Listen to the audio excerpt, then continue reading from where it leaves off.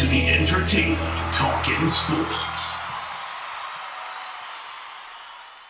What is going on, football fans? Back at it with another New York Giants video. Hope everybody's staying safe out there, and I just want to say thank you to all my loyal subscribers. You guys are amazing. Thank you guys for continuing to watch my videos, even in the dead time of the NFL season.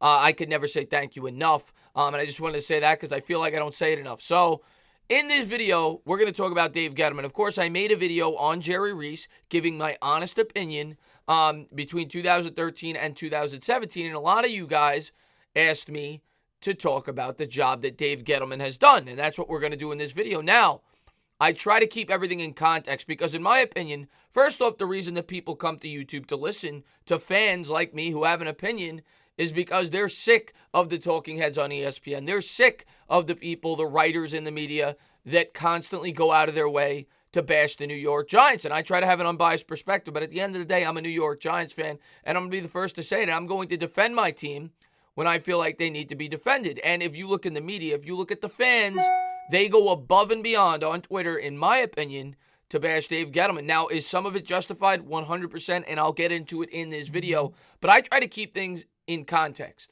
The reason I talked about what I talked about with Jerry Reese is to give people a perspective on what Dave Gettleman inherited. It was not me trying to bash Jerry Reese. Jerry Reese, over his first 4 years with the New York Giants, did a great job. A lot of people will say he is responsible for 2 Super Bowl championships.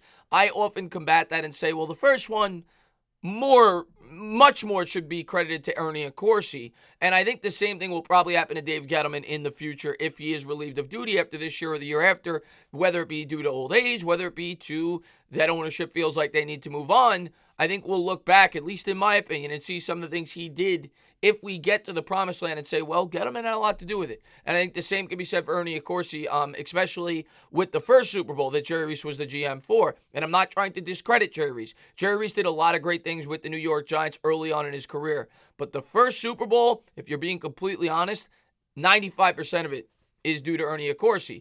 All you got to do is look at the roster. Yeah, people will point to that draft, and they won the Super Bowl his first year there. But the players that contributed to that Super Bowl, well, let's look over the numbers. Steve Smith, during the regular season, although he definitely contributed in that Super Bowl, had 8 catches for 63 yards. Ahmad Bradshaw had 110 yards rushing in the regular season. Not saying he didn't contribute during the playoffs. Kevin Boss had about 100 yards receiving. He stepped in after Jeremy Shockey went down, and Aaron Ross was a starter. But and Diassi, special teams, whatever it may be. But the majority of the talent on that team, and that's what I always go back to say, was built by Ernie Accorsi. And I'm not trying to take anything away from Reese. He had a strong draft that year and continued to have strong drafts after.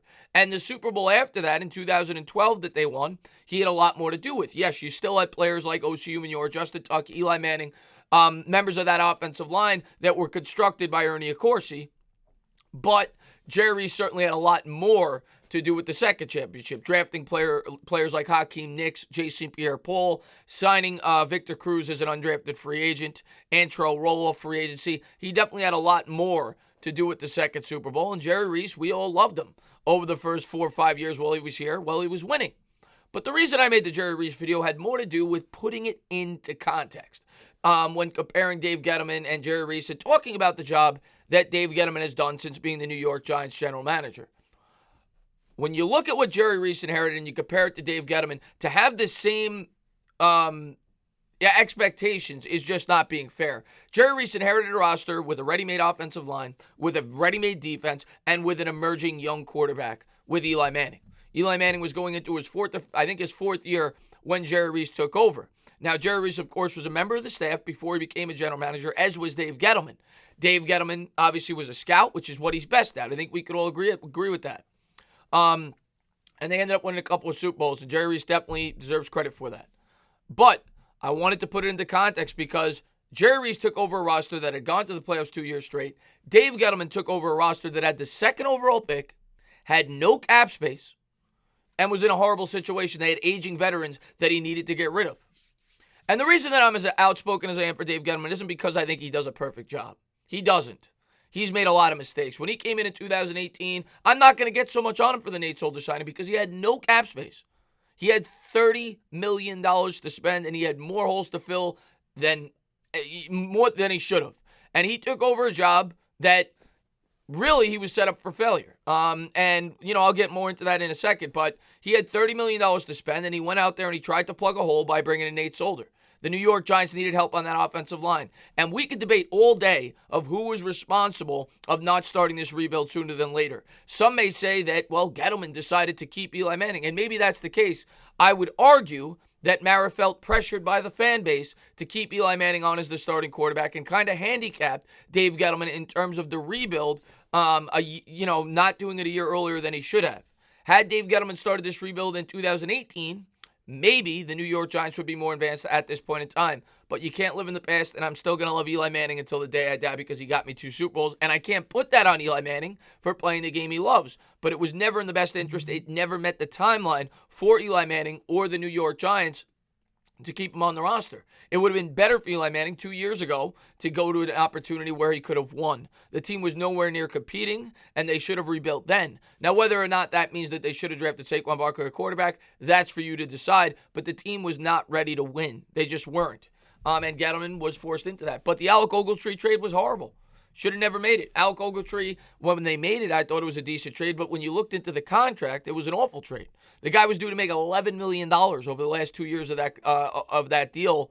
And even if you thought he was a good linebacker, which I think most of us thought at that point in time, he definitely wasn't worth that kind of money that was going to go against the cap.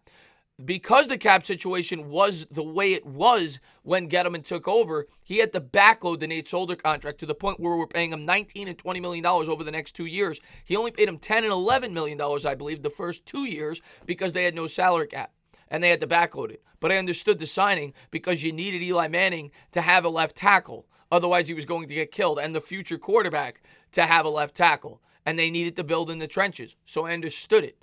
He then went out there and addressed it by drafting Hernandez. And the one thing I think we could all agree with Dave Gettleman that he's done well has been drafting. Dave Gettleman might not be the right GM to be here when the team is good. But in my opinion, I think he was the right GM to come in here when the team was bad for the simple reason the guy is very good at evaluating talent in the draft. And I don't think anybody could debate that. I just made a video with Jerry Reese from 2013 to 2017. No GM over that time span has more players still in the NFL in terms of percentage that were drafted than Dave Gettleman. 75% of the players that he drafted from 2013 to 2017 remain in the league. And I think he ranks 6th in terms of players that remain on the roster that they were drafted by. Dave Gettleman, since he's come on with the New York Giants, even the biggest Dave Gettleman detractors, I think, have to admit he's done a good job of drafting. Matter of fact, I think he's done a very good job of drafting. You look at some of the players he's brought in, Jerry Reese couldn't have dreamt of drafting those players in the 3rd, 4th, 5th round during his tenure with the New York Giants. Most of those guys weren't on the roster for more than a couple of years before they were out of the league. B.J. Hill has shown glimpses of hope. Lorenzo Carter, Darius Slayton, Julian Love, so on and so forth. Obviously, he's drafted you what we hope to be our future franchise quarterback and a game breaker with Saquon Barkley. So that is why when I stick up for Dave Gettleman, that's the reason I do it.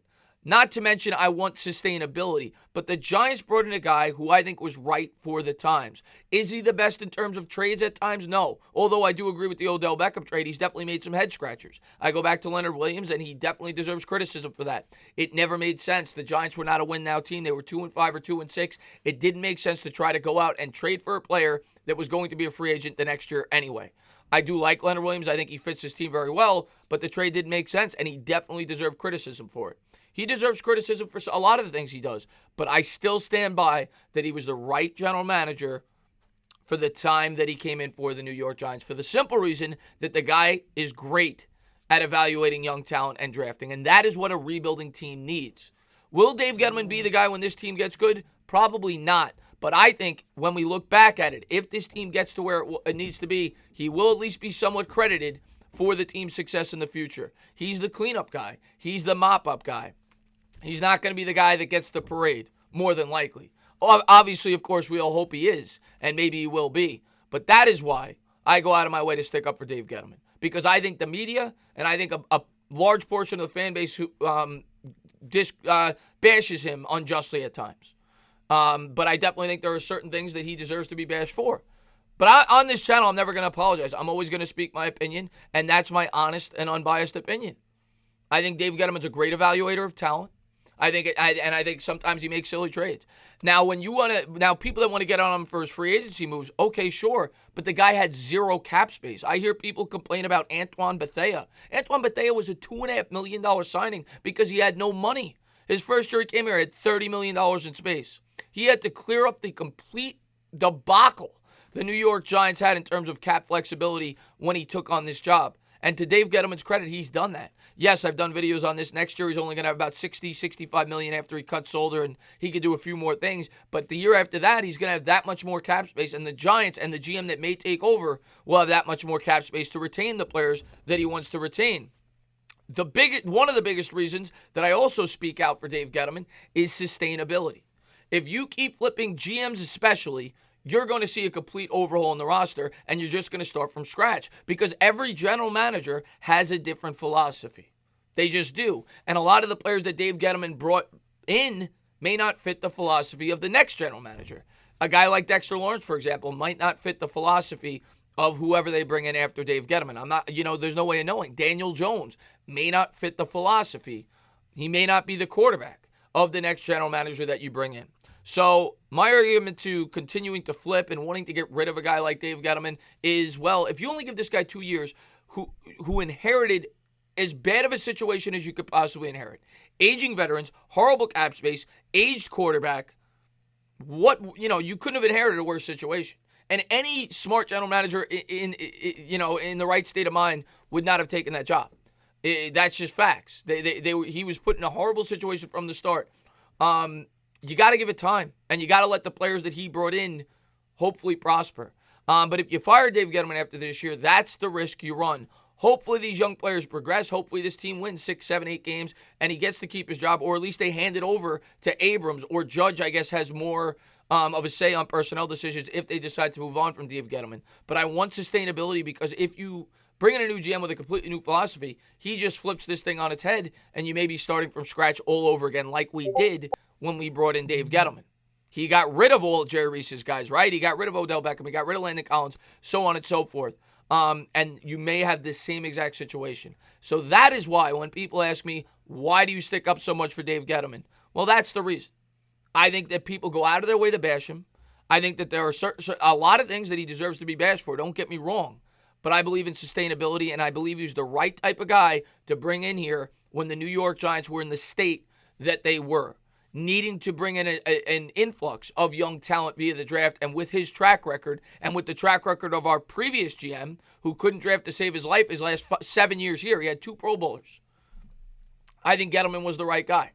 Will he be the right guy when they get good? Well, maybe not. But we got to get to the point where we're ready to get good and let Gettleman continue to do the cleanup, as I think he's done a good job of bringing in young talent. As always, guys, if you liked what you watched, please subscribe. Drop a comment. Maybe give me a little thumbs up. Cheers.